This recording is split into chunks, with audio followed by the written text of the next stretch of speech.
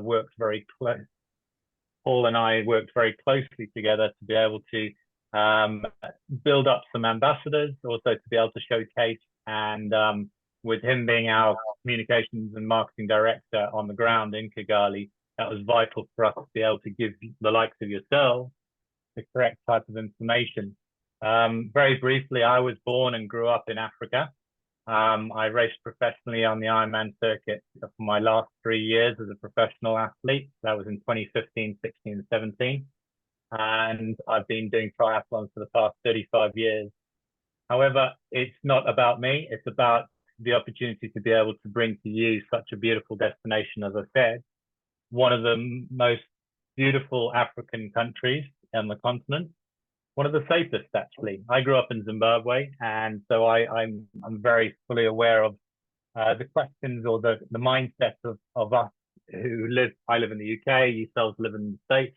The mindsets of safety maybe within Africa, but also within what we're missing is an opportunity-wise to be able to go there on a vacation or actually race another 70.3 race within such a beautiful destination. It is one of the cleanest African countries that I've ever been to. They have national cleaning days once a month, which everyone goes out. You're not actually allowed to go out and do anything else other than actually be involved in cleaning on the streets, cleaning your garden, or basically not doing anything else. And there's also there's a car-free day as well during the month. So which is amazing, for the environment, but not only that, but also for such a beautiful destination in particular. So a little bit about the race in particular in itself. As you know, it's a 70.3 Ironman, and it's not just another 70.3 Ironman race. It's an adventure. Thankfully, you're not going to be racing on the course with wild animals, as you may think of African safari or our renowned silverback gorillas. They are a little bit of a drive away from where the destination is. However, you can have that opportunity, and Paul will touch a little bit upon that on excursions. And I'm sure Deepak has already shared, if not already, his experiences within that, within the culture and within the safaris and adventure that you can experience within Rwanda in particular. The course itself is a challenging course. It's quite a tough hilly course for the bike mainly. The swim itself is in Lake Kivu. It has been very bridging between non-wetsuit legal temperatures and wetsuit temperatures. If you are a renowned seasonal competitor within the Ironman circuit, you will know that if you do take part and you do take part in the swim when it's a non-wetsuit swim and you do wear a wetsuit, you would not be eligible to qualify for any World Championship slot. However, if any questions about rules and regulations, certainly Deepak and myself, I'm very happy to receive any questions on the legal side of things. And then obviously in the race week itself, you'll be updated with those different types of rules and regulations as we go through. The swim, I always call it a flat swim, although every swim is flat. And what I mean by that is that it could actually get quite windy on the lake. Lake Kivu is a volcanic basin. So there's a lot of gases and it's quite warm, the basin of the lake in itself. There are no alligators for the state side. And there is a very low risk of waterborne diseases. They do regular testing within the area, and we would not be allowed to go ahead with the Ironman race through the global team without that clarity and without that actual permission of going through. So there is a lot of questions year in and year out that we get based around the different types of water quality and also what's in the water in itself. As I say, the wind can pick up. The day before last year's race, the wind was up and it was great kite surfing conditions. But however, it then did actually on the video, you'll be able to see our race day video. It does calm out on the race day in particular. It's a one loop swim. So you go in off a jetty and you can either dive or jump or sit down and go in, lower yourself into the water. The last step of the jetty itself, or the pier, is actually submerged underwater. So you're actually going in like a flow over pool, swimming pool environment in particular. So very safe. We have the water safety. We actually have, I think it's the Navy SEALs of Rwanda who are providing us with the water safety within Rwanda. And you go off in rolling start. So there is no mass start. That's renowned nowadays within the Ironman world on races.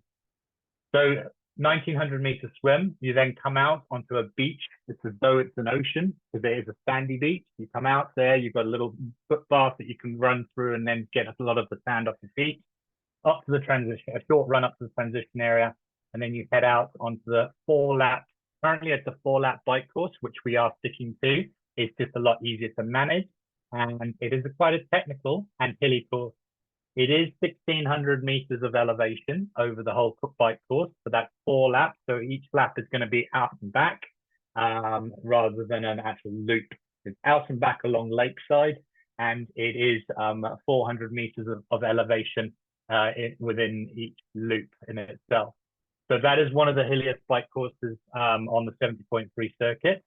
I would recommend possibly a road bike. The reason why I recommend that over a time trial bike is just because it is when you come back and you're elevating up and down. It's an up and down course, and it's quite a narrow two-way traffic, and to be more technical on the turns and lesser risky on a time trial bike, because time trial bikes don't corner as well as a road bike.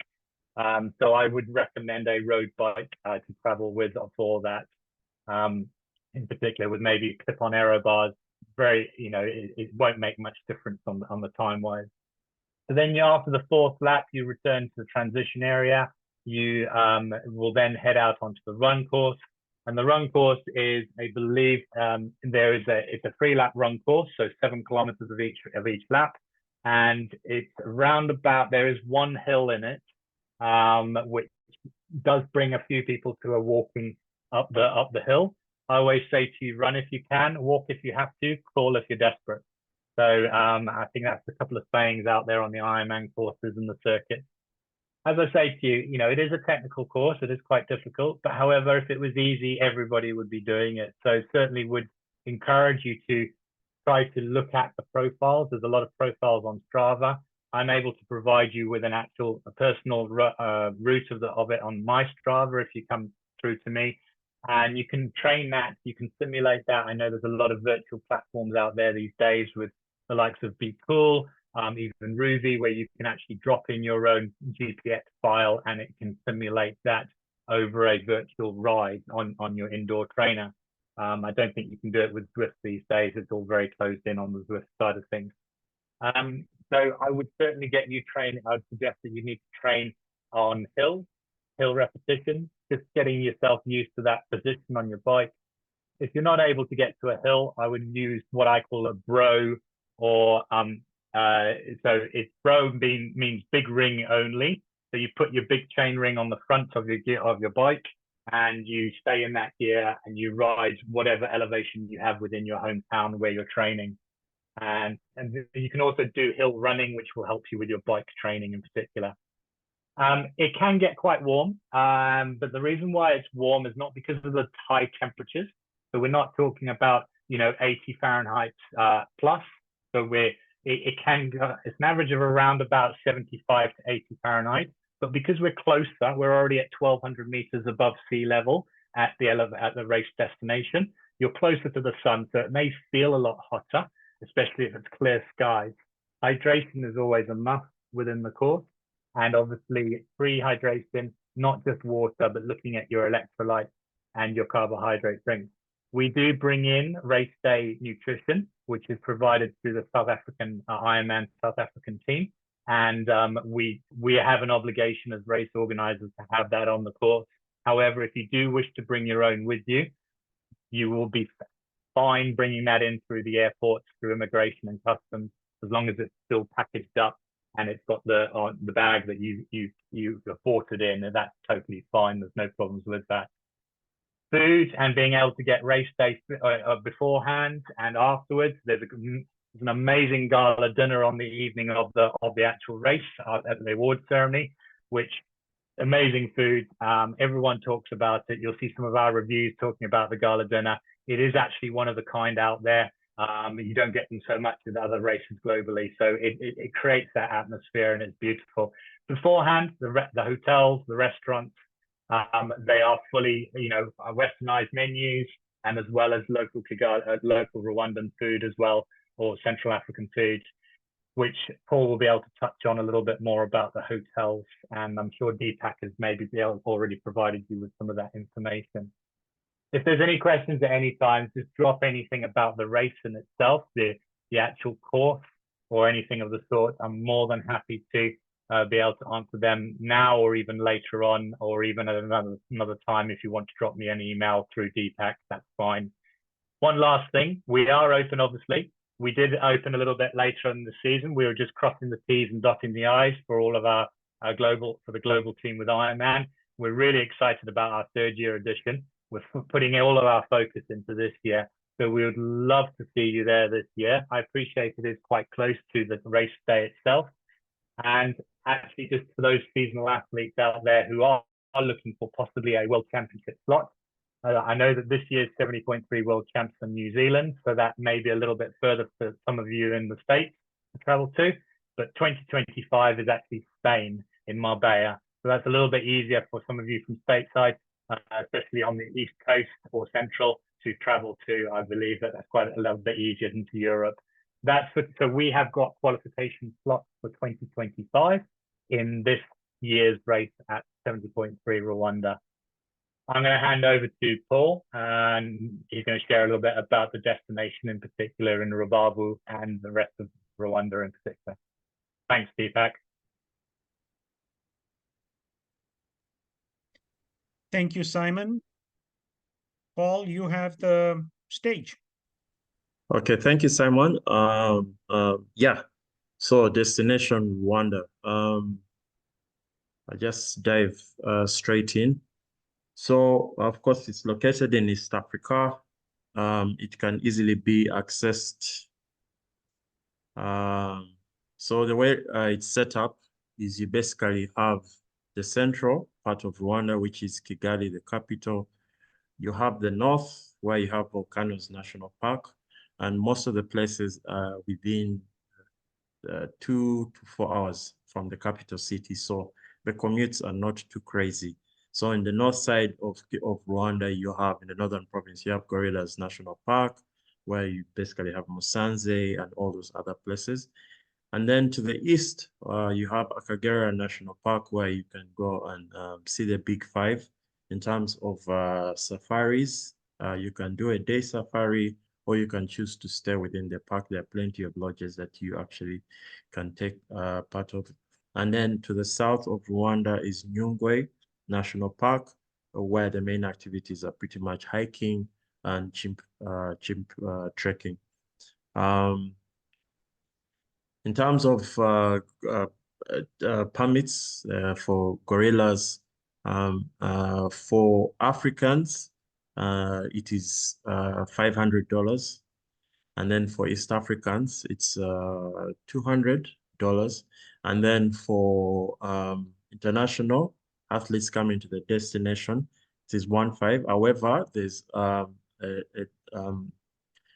discount that's offered by Rwanda Convention Bureau and Visit Rwanda in terms of delegates that are coming to the destination for the event. So it will cost far less. And then also Golden Monkey trekking is about $100. The permit for chimp trekking is about $150. And if you want to go the canopy walk, which is basically it's an elevated bridge that hovers, cuts across Nyungwe Forest, so you have an area view. It's quite the experience. And then if you want to go to Akagera or Nyungwe National Park, it's $100 for the 1 day and then $50 for any extra days that you do. Simon touched on some of the facts about Rwanda as a destination. The climate is really good. The rainy seasons basically happen twice a year. So you have the summer that runs from June all the way to August, and then you go back into a rainy season from September, October up to November, and then it gets Kigali is quite chilly in the evenings, and then from March, April, May, you also have a rainy season, but from at least December, January, February, the weather is quite moderate. So you come during a time when the weather is quite good. It's hot, but not so hot. It's a tropical kind of hotness that just it feels good on the skin. Better to say. In terms of visa requirements, this is paid on arrival. However, there are certain concessions that are offered. Again, we'll share more information on this. And then in terms of currency and credit cards, ATMs are commonly used in Kigali. So you can be able to use your ATM card at any of the hotels, restaurants without any issue.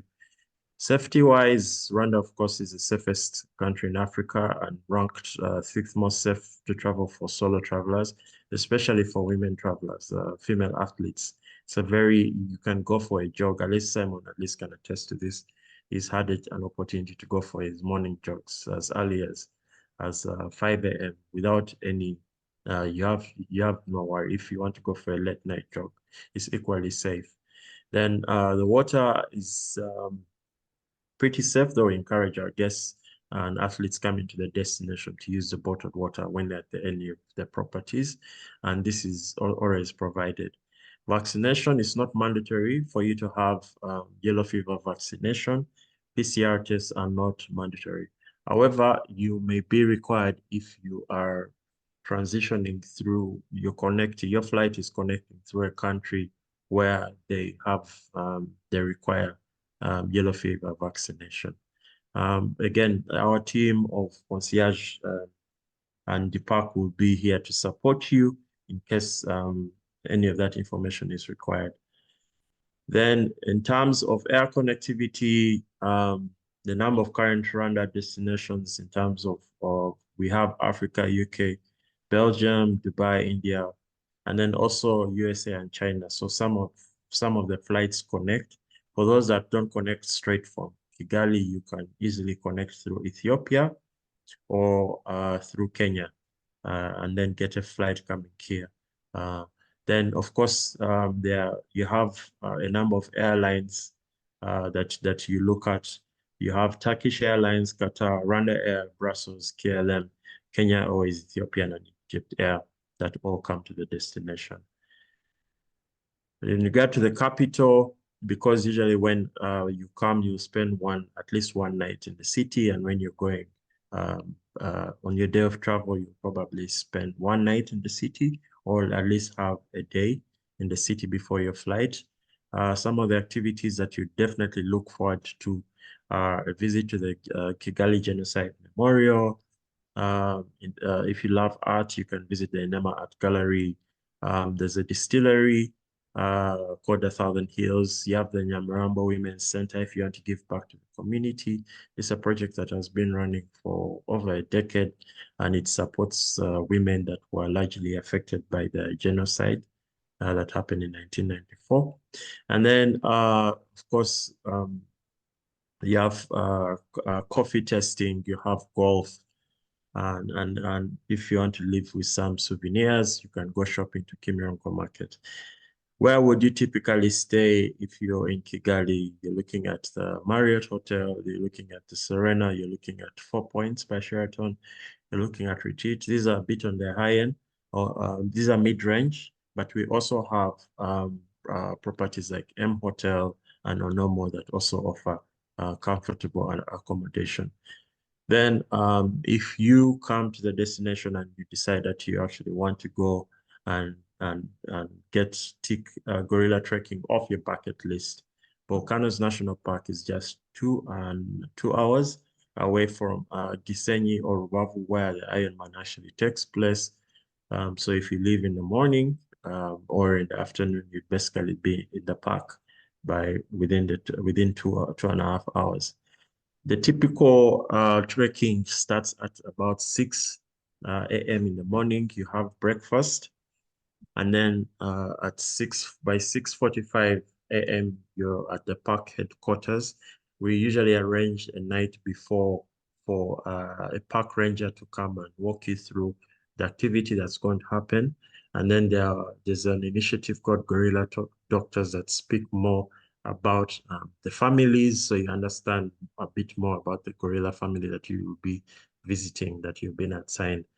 Coffee is served at the headquarters, so as you wait for your permits and to be processed, you basically get that service, and then you go for your trek. The standard trek could last as short as 30 minutes up to 4 hours, depending on which of the 15 families you're going to visit. So usually it's up to you to just let us know how intense of trek you want it to be, and then we can assign a family that at least will give you that experience, depending on how much time you want to spend at the park. Some of the properties that you ideally stay at if you're at the Volcanoes National Park, you have Sambora Lodge, Virunga Volcanoes Lodge, Five Volcanoes, Virunga Inn Resort, Amakoro Songa Lodge, Amarembo by Touchdown, and then Bishop's House. Sustainability and conservation are a huge part of Rwanda's story in terms of recovering from the genocide, but also preserving the endangered mountain gorillas that almost went extinct. And most of these properties contribute to that story by empowering people in the community. So anytime you're staring at any of these properties, you're giving back to the community, because the laborers, the artisans, and all the activities that you do that fall within your experience within these properties, it's a way of just giving back to the community and having a stay that's impactful and restorative. Then in terms of Nyungwe National Park, which I spoke of, it's 6 hours, 6 hours and 30 minutes away from Kigali. Usually you can go by road. It's a scenic drive. You hardly feel it. And there are some stopovers that are made along the way that make the journey really nice. However, you can also fly from the Kigali airport to Kamembe, which is the landing, the airstrip in Nyungwe National Park. If you want to have a shorter trip, I think it lasts about 1 hour for you to travel by plane. So it's entirely up to you. And these are the properties that you'd stay in, basically Nyungwe, Top View, or one and only Nyungwe House. Some of the activities that you'd look to do in Nyungwe National Park are chimpanzee trekking, the canopy walk that I spoke of. You have hikes to the waterfall. You have Columbus monkey trekking, and visiting the Gasakura tea plantations. So you have the opportunity to actually pick tea with the women and men that tend to the land, that have tended to that land for generations, and then after have a tasting. So it's quite a uniquely rewarding experience. And then Kagera National Park, which is again 2.5 hours from Kigali. You can also fly by a helicopter if you need it. So here you're looking at staying at Ruzizi Tented Camp or Kagera Game Lodge. The key activity here in Kagera National Park is a game drive. So here you're going to see the Big Five. Something that's interesting of note is that in 2021, through a partnership with Africa Parks, they were able to translocate lions from South Africa, lions and rhinos from South Africa to Akagera National Park. So as we speak of today, as of today, there are 60 lions that have been born from the seven lions that were translocated during that time. So it's quite an experience, and it's something that you can do during the day. You have things like fishing, birding, boat safaris, have a behind the scenes with the park rangers and see how they track the lions and some of these other activities. And like I said, you're coming during summer, so it's a good time to visit because it's hot and because most of the animals are looking for water. you have a higher chance of seeing wildlife. Then lastly is Kivu Belt, which is basically where the Ironman happens. That's in Gisenyi, some of the places you'd stay is Lake Kivu Serena, which is also the host. It's where the Ironman happens, including the gala, and we'll definitely recommend you staying here. You can stay at Marifila Kivu Eco Resort, Clear Lake Kivu, or even just have a boat cruise with the Kivu Queen by Mantis.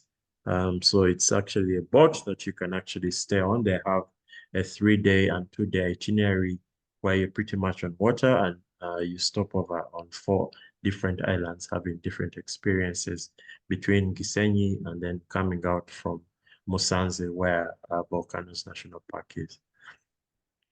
Some of the activities you definitely look forward to doing while you're in Gisenyi, where Ironman happens. Kayaking is high up on the list. You can charter a boat ride. They also have speedboats. You can go night fishing. It lasts, it usually goes for about 2.5 hours. So it starts from 6 p.m. Around the time that the sun is setting up to 8:30. So you get to have that experience with the local fishermen, and then also Kivu Queen, like I spoke of. So your standard itinerary, and I think Deepak will share more of this when you reach out to him, because you can reach out to him for quotations, is basically you see yourself coming in on the Thursday, because Ironman is happening on the 4th of August 2024. It will be a Sunday. So you see yourself coming in on the Thursday. You arrive at Kigali International Airport. You transfer to your hotel in Kigali. And like I said, it could be a normal hotel, it could be M Hotel, it could be the Serena. It's entirely up to you. The park will share all these packages with you. And then Friday, you're transferred as early as 7 a.m. After your breakfast, you're transferred to Rubavu or Gisenyi, where the Ironman happens. And this is a 4-hour drive, but it's scenic, and there are 1 or 2 stopovers along the way where you can have a bathroom break if you need, and also get like a coffee or something. Once you reach Rubavu, you check into your hotel, and you have the evening pretty much to yourself to go and see the city, access one of the local gyms to do your training, or take an evening ride on the bike course. Simon can attest that there's low traffic, so it's pretty much safe for you to just go for a ride for 2 hours, 3 hours, and just come back and go and have dinner. Then on the Saturday, we have registration and course familiarization. So yeah, by Saturday, ideally, the last athletes should have entered the destination, because registration closes at noon or 1 p.m. Central African time. And then you have the opportunity to familiarize yourself with the course on the eve of the race. And then on Sunday is a race day, the 4th, which starts at 7 a.m. and then closes by 4-5 p.m. And then if you want to go for any of the experiences that I mentioned earlier, you can do that on the Monday. So you go for gorilla trekking, or you choose to relax in Rubavu and go for a boat cruise, or any of the activities that are there. Again, these are activities that can be tailored specific to how much time and resources you have. And the park will happily share these packages with you. And for those that prefer to experience Kigali instead, you can be transferred to Kigali on the very day on the Monday, and then come and have like a very nice dinner, or go and check out any of the sites that I mentioned via Keepsake. And then on Tuesday, you are transferred from Kigali to the airport, and then you fly out of the destination. So that's pretty much it for the destination presentation. In terms of Rwanda, Rwanda is excited to have you come and participate in the 3rd edition of the Ironman. And now you have the floor, Deepak. Paul, thank you so much. That was a great destination report. Simon, thank you for the the race information and all that. Folks, if you have any questions, please put them in the Q&A. In the meantime, let me add some color to the destination and the race. Many of you, have probably gotten my email about my travels to Rwanda, and everything that Paul and Simon have shared is completely true. The gorilla trek, in addition to the 70.3, which is just along Lake Kivu, is just an experience. The gorilla trek is it's a spiritual experience. Amazing. When I first did it in 2007, there were 5 families. When I did it last September, 21 families. Just attest to the conservation sustainability program that Rwanda has, for the gorillas. It's incredible. And the Nyarembo community in Kigali, it's a very, very colorful town. It's a beautiful walk for 20, you can walk around there for about an hour, 2 hours, just an amazing experience, looking at the local vendors that are supported, stuff like that. So, it's clearly it is not only a bucket list trip, it is something that you will keep with you for a very long time.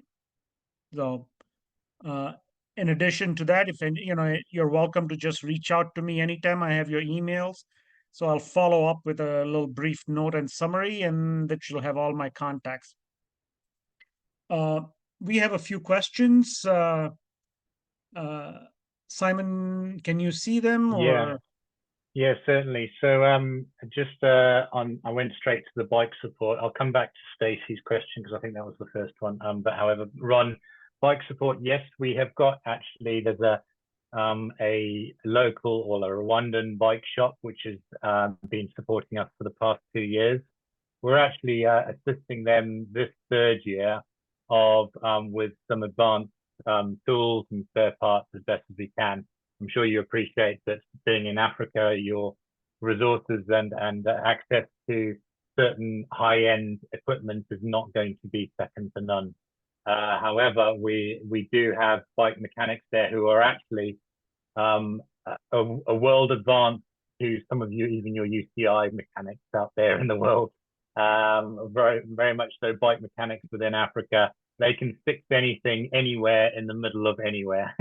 So any sorts of problems with your traveling, I know when I was racing, it was always that hold your breath. I hope your bike makes it through there with the airlines and with different flights and stuff like that. So to answer your question, there is bike support before the event on your arrival, and we can that obviously to what we have available to us as in parts. What I always recommend to people is to travel with is your rear hanger. I'm not sure of your terminology, what you call it, but where your rear mech, your rear gear is attached to the bike frame, I would suggest that you find there's a little bracket there, a little hanger, which connects it to your frame, which is the first thing to break if you do not remove that. I would remove that when you pack your bike, and I would actually see if you can get a spare one to travel with, because that's the first thing. I've seen that in so many races, people are having that as the first thing that would break. Yeah, other things, for example, on the course, actually mechanics on the course, there will be, but obviously this is outside assistance. There is obviously rules and regulations. We will try to support you as best as we can, but if you are having to, unfortunately, the unimaginable DNF, die before DNF is what we say.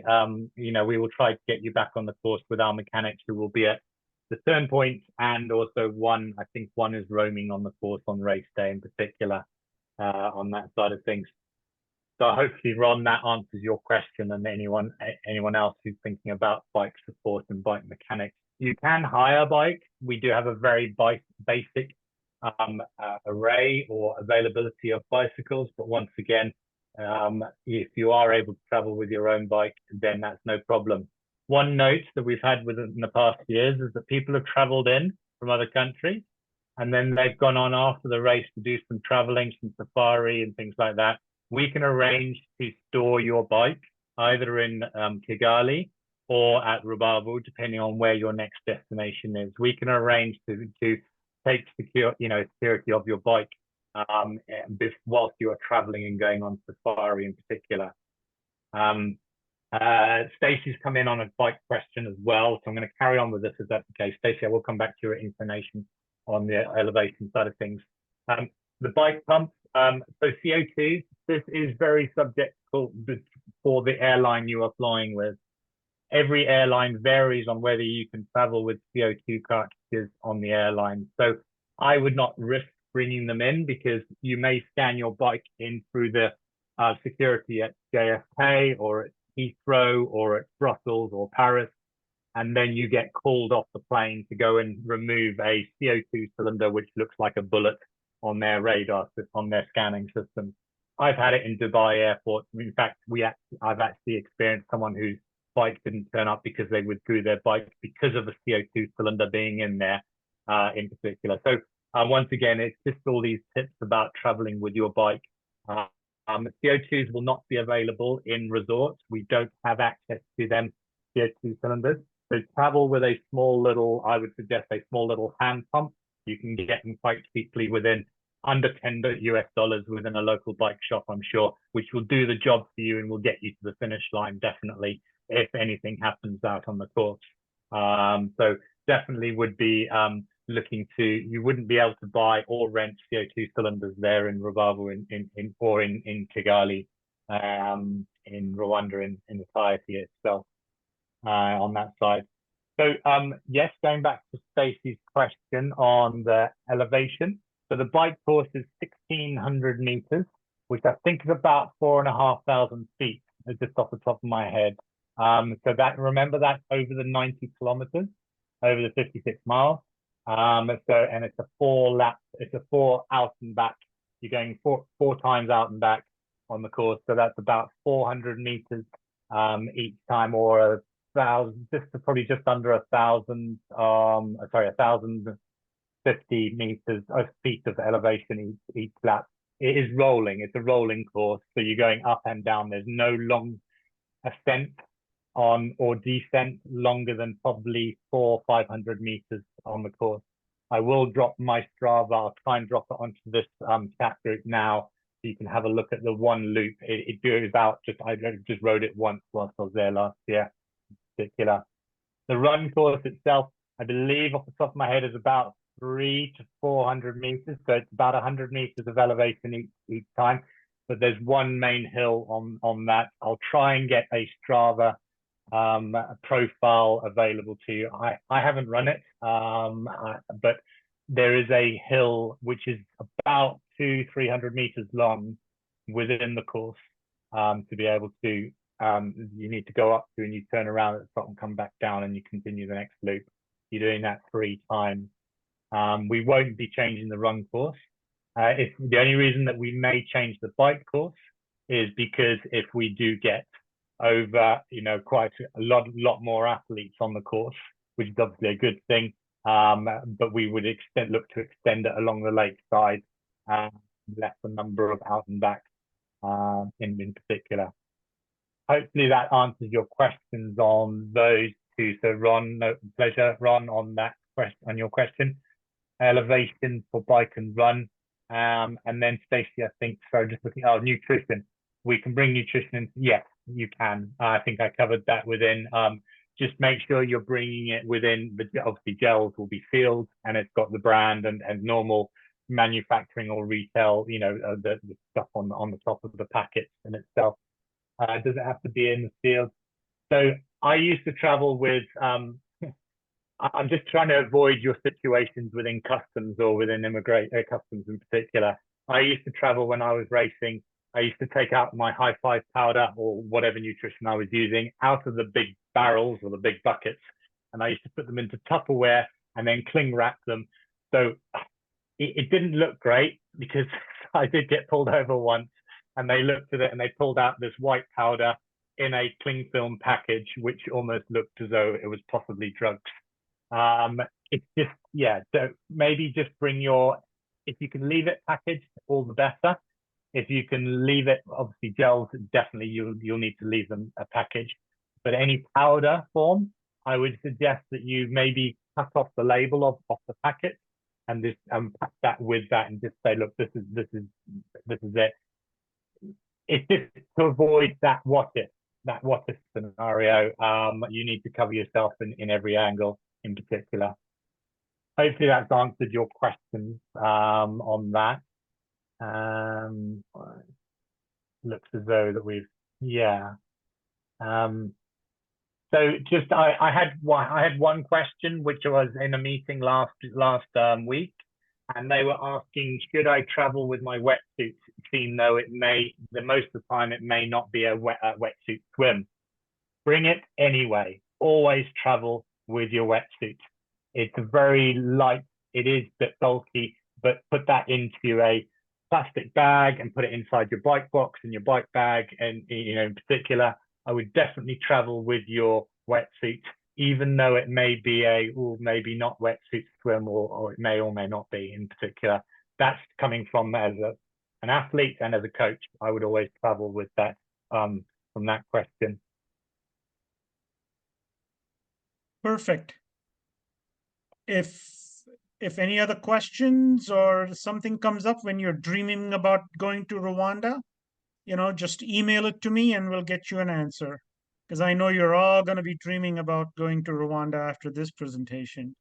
Let me know if you have any other, like I said, repeating myself, but I hope this was informational and gave you a good idea about what to expect if you come to Rwanda. So thank you all for taking some time off on Sunday. Simon, Paul, we appreciate it joining us. And I will see you both in Kivu in August. So I see there's one more question. So thank you all. Perfect.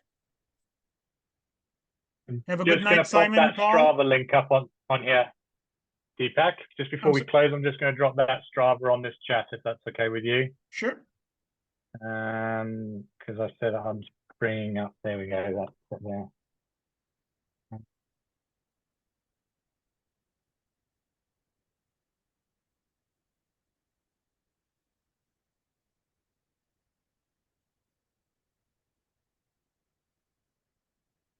You were dropping it in our chat, or you're in the Q&A? Oh, I got just done it in our chat. Yeah, no worries. I'll copy and I'll send it to everybody. Thank you. Very good. Thank you once again, Deepak, for the opportunity. And any questions, do not hesitate from anyone to send through. You bet. Thank you. Thank you. Thank you all.